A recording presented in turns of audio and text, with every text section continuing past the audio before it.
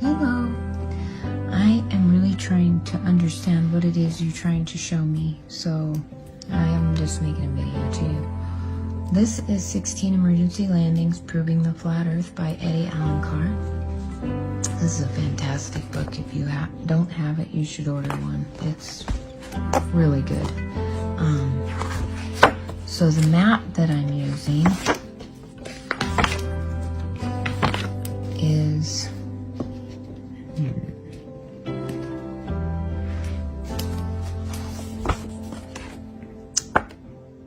here it is.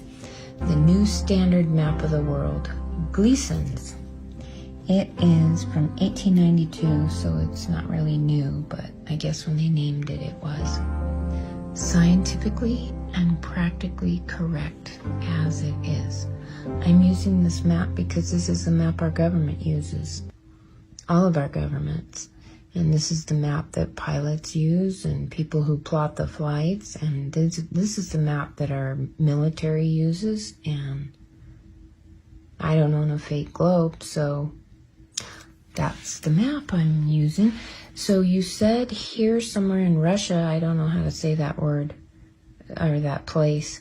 And then I think you said Portugal and South Africa. So no, it's not a perfectly straight line, but pretty close.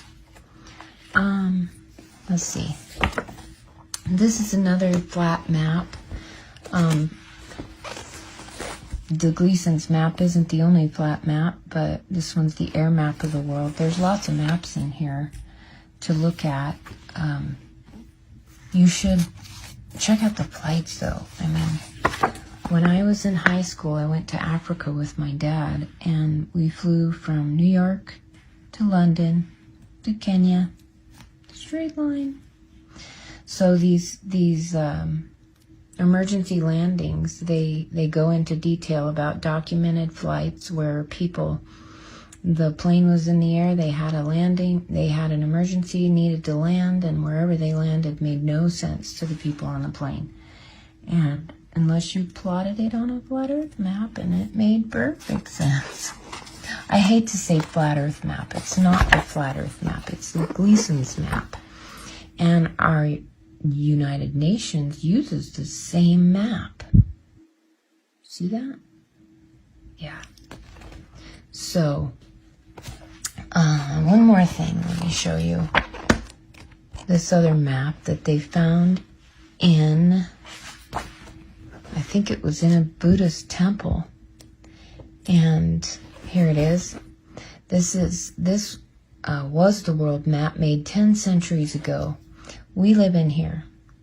This is what we know as Antarctica, but it is the ice wall that surrounds us and keeps our waters contained inside. Look up pictures of the Antarctica ice wall. The ice wall, it's high up. Earth means land. But outside this ice wall, there's more land. Lots more land that they don't want us to know about. That and hiding our Creator from us is their goal, I guess. I don't know. But they're liars. Anybody's carrying the Bible there. Amen. Yeah, shit. Let's do it. Okay. It is Sunday. Oh, you got it on video, I think. Oh. Is it Oh, red? no, my bad. Okay. Have you heard the Earth's flat, though? Huh? Have you heard that the Earth is flat? A long time ago. It's in the Bible. Okay. Yeah, that's Revelation chapter 1. I'm sorry, Genesis chapter 1. Okay. Why is flat Earth so important? Here's why it's so important to me.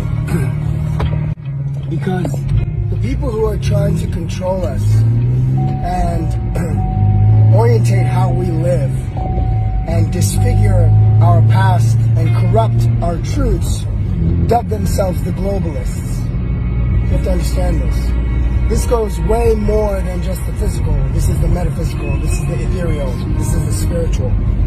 So, if you don't understand that we are living at least if it's not a flat plane, at least it's not a globe. That's on an axis of 23.4 degrees minus of 90 is 66.6 degrees. You know? And the orbital speed is 66,600 miles an hour. Now, I had a friend say to me, well, you know what, maybe I'll look into that when, you know, it's relevant. Here's the thing. It's relevant right now. Your life has been a lie until this very moment. It has been a fucking lie. And that's what's most critical, is that you have to understand we were purposed and we were designed. We are here in this timeline for a very fucking good reason, okay? We act and behave according to societal norms, which are dictated by the medical, the governmental, the educational institutes, religious institutes. They are all fabrications. They're all lies. They are all truths within lies and lies within truths, and therefore they are corrupt. Okay? And there's different ways you can go about looking at this game. Okay? You can go about looking at it as in you would like to stay and remain within the physical because you can't do that. Okay? Or you would like to get the fuck out of this prison. This harvest machine. And let me tell you something. The power of a memory can sway an individual from behaving a certain way, or will instigate an individual to behave a certain way. The power of a memory can create a trauma, and that trauma is so significant that it will stave an individual from acting or behaving or engaging with certain people, cultures, religions, anything. So that memory then becomes a literal, physical force to be reckoned with. This almost tangible force, which resides within the consciousness of man, okay, is what is harvested when we die. So we come back here memoryless, and this is because they've taken everything from us. They've ripped us. They've raped us of our memories, our emotions, our experiences that have been garnered through an existence in a single lifetime. And they fucking slap us and throw us right the fuck back down there. Now we've gotten to a point where the ferocity inside of us and our spirit is becoming untamed. And the more of us that become privy to this, the more of us that understand the intricacy of the network that is deception, that has intertwined itself around our existences and absorbed us and consumed us and entrapped us, okay? This is so easily undone. But we need more consciousness to be attuned. And then after you die, it is your decision. You make the decision. You want to come back here, you come back here. But if you would rather go back to all, to the true warmth, then you need to do some serious soul searching and deconstruction of the things that you have learned, because everything you have learned has been a fucking lie.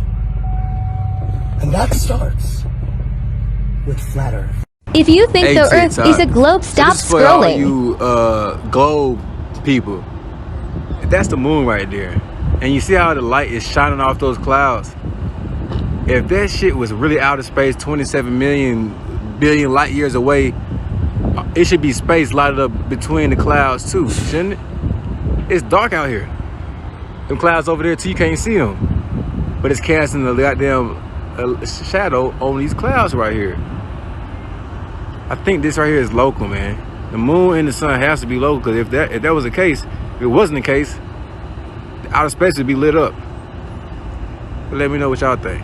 What is one conspiracy theory that when you first heard it, you were like, that's completely stupid, and I don't know how people believe that, but now, like, on the down low, like, on the really, like, down low, like, secretly, like, kind of not really, but, like, low-key to yourself, quietly in your head, you're like, you know, you're like, just a little bit, you're just like, but you're like too like embarrassed to admit it, like low key, but you know, you're just like, okay, I'll start.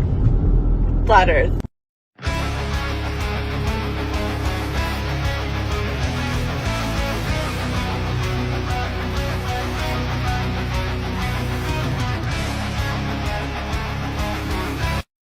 Alright, TikTok, I have a question. What the f*** is gravity? Gravity holds my truck to the floor, right, so it doesn't fly off and hit the moon. It's what's holding all of us down, right? It's keeping the world held down. If it's that strong, how the f*** do birds fly? How do flies fly? Let's see how long this video stays up. What?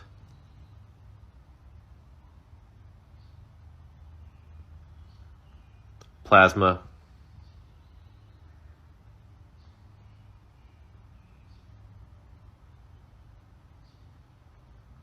The moon is a plasma light.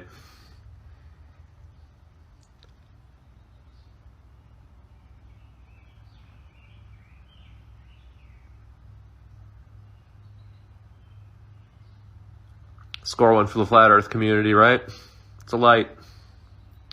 The moon is a lesser light to govern the night.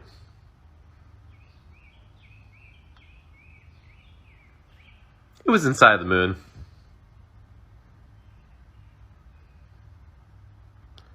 It's not a dusty rock, folks. Plasma. The difference in seasons outside the equator and inside the equator are determined by the sun travel. The sun travels from tropic to tropic, the equator being the middle. And the equator stays relatively the same temperature year round because the sun doesn't go very far on this side or this side of it. So even on the other side of the world, it doesn't matter if you're on the other side of the world, as long as you're on the same parallel, you're going to be in the summer when we're in the summer. Now, on the other side of the world, plus the other side of the equator, then that's when you get winter here when we've got summer here, because it's also winter here and summer here. It is that defining line, the equator, when the sun is traveling inside it or outside of it, which determines what season you are in. These guys and these guys are not going to be in the same seasons because of the equator. This is old knowledge that they hid from you. It's really simple. This talks about, in the figures June, December, the white represents the sun's position in his respective months at noon.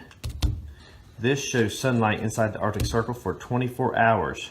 From June 1st, the sun moves around the tropics in a spiral circle, widening every day until it reaches the destiny on the southern or outer solstice on December 21st.